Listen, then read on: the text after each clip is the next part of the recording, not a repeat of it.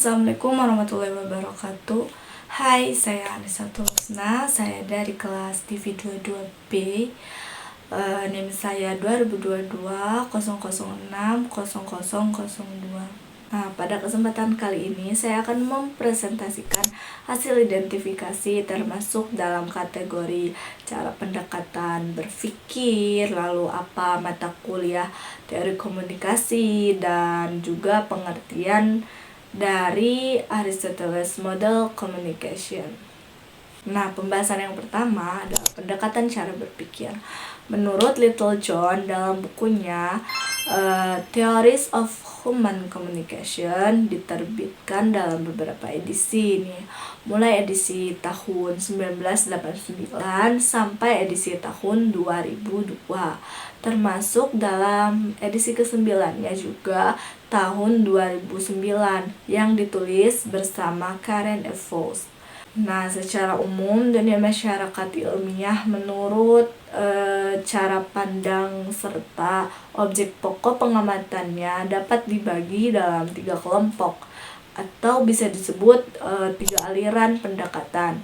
Nah, ketiga kelompok tersebut ada pendekatan scientific atau ilmiah empiris, kedua pendekatan humanistik atau humaniora interpretatif, dan yang ketiga adalah pendekatan sosial sciences atau ilmu-ilmu sosial gitu. Nomor 1, pendekatan scientific ini adalah aliran pendekatan yang umumnya berlaku di kalangan para ahli ilmu-ilmu eksakta gitu, seperti fisika, biologi, kedokteran, matematika, dan lain-lain. Dan menurut pandangan ini, ilmu diasosiasikan dengan sangat objektivitas. Objektivitasnya yang dimaksudkan adalah objektivitas yang menekankan prinsip standarisasinya atau observasi dan konsistensi. Landasan filosofisnya adalah bahwa dunia ini pada dasarnya mempunyai bentuk dan struktur. Nah, pendekatan yang kedua adalah humanistik. Pendekatan ini adalah pendekatan klasik dari aliran humanistik. Nah, pendekatan ini adalah cara pandang seseorang tentang sesuatu hal yang menentukan penggambaran dan uraiannya tentang hal tersebut. Karena sifatnya yang subjektif dan interpretatif gitu, maka pendekatan aliran humanistik ini lazimnya cocok diterapkan untuk mengkaji persoalan-persoalan yang menyangkut sistem nilai atau kesehatan, budaya, sejarah, dan pengalaman pribadi. Nah, pendekatan yang ketiga adalah social sciences. Nah, pendekatan social sciences ini khusus ilmu pengetahuan sosial atau disebut social sciences. Pendekatan yang diterapkan ini diterapkan oleh para pendukung kelompok aliran. Nah, pada dasarnya pendekatan ini merupakan gabungan atau kombinasi dari pendekatan aliran scientific dan humanistik.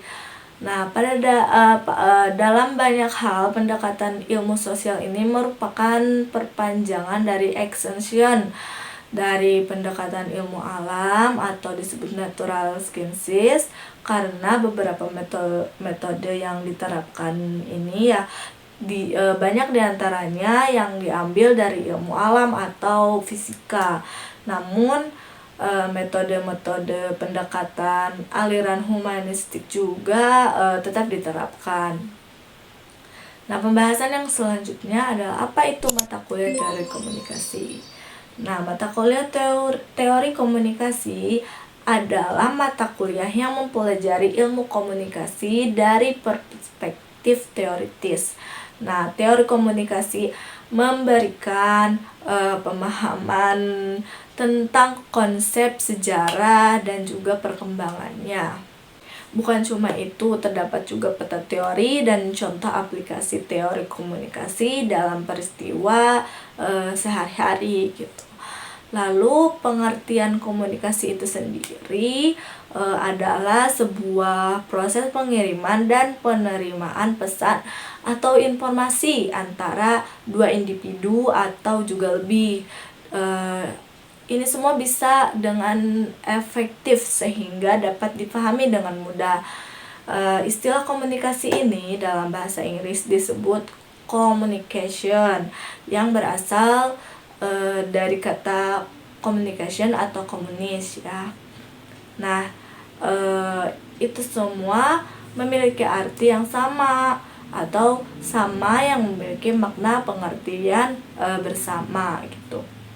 Nah, pembahasan yang selanjutnya adalah konsep model komunikasi Aristoteles. Nah, konsep ini mengutip dari buku Ajaran Manajemen kelas 2020 karya Mo Toharudin. Sumber adalah pembicara atau komunikator yang menyampaikan informasi. Pesan juga merupakan hal apa yang dibicarakan dalam proses komunikasi. Sementara penerima adalah komunikan atau pihak yang menerima informasi gitu. Nah, sebagai model komunikasi model komunikasi yang pertama nih, Aristoteles itu berhasil menjelaskan proses komunikasi secara sangat sederhana dengan melibatkan ketiga unsur paling penting, yaitu sumber, pesan, dan juga penerima. Nah, model komunikasi Aristoteles termasuk model komunikasi linier atau satu arah. Nih, sering ditujukan untuk menggambarkan proses public speaking. Nah, yang sumber atau pembicaranya ini berperan aktif dalam mengirimkan pesan sementara atau pesan sementara komunikan yang berperan sebagai pendengar gitu. Selanjutnya adalah karakteristik model komunikasi Aristoteles. Nah, menurut Encep Sudirjo dan Muhammad Nur Alif dalam buku Komunikasi dan Interaksi Sosial, di sini interaksi sosial anak tahun 2021 ya. Model komunikasi Aristoteles ini dikenal sebagai model komunikasi yang bersifat atau berpusat pada pembicara atau sumber, karena pembicara dipandang sebagai pihak yang aktif serta berperan penting dalam proses penyebarluasan pesan kepada komunikan. Nah, itu bisa disebut sebagai khalayak ya. Dalam model komunikasi ini, khalayak digambarkan bersifat pasif gitu dalam menerima pesan. Ini menjadi penyebab utama mengapa model komunikasi Aristoteles bersifat linier atau hanya berlangsung satu arah gitu. Nah, karakteristik model komunikasi Aristoteles itu ada 8 ya. Yang pertama berpusat pada pengiriman pesan, yang kedua khalayak bersifat pasif atau pasif terhadap penerimaan pesan gitu. Nomor 3, model komunikasi Aristoteles ini tidak terlalu fokus pada komunikasi intrapersonal atau interpersonal.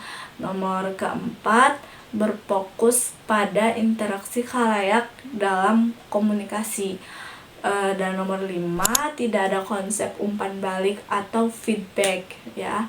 Nomor 6, tidak ada konsep kegagalan komunikasi. Dan nomor 7, komunikasi berlangsung pada arah atau bersifat linier. Dan yang terakhir nomor 8, model komunikasi Aristoteles hanya bisa digunakan dalam public speaking. Nah, itu semua pembahasan yang bisa saya sampaikan. Kurang lebihnya saya mohon maaf jika ada salah kata, salah ucapan, atau salah di dalam pembahasan saya mohon maaf sebesar-besarnya. Nah, hanya itu yang dapat saya sampaikan. Kurang lebihnya saya mohon maaf. Wabillahi taufiq wal hidayah. Wassalamualaikum warahmatullahi wabarakatuh.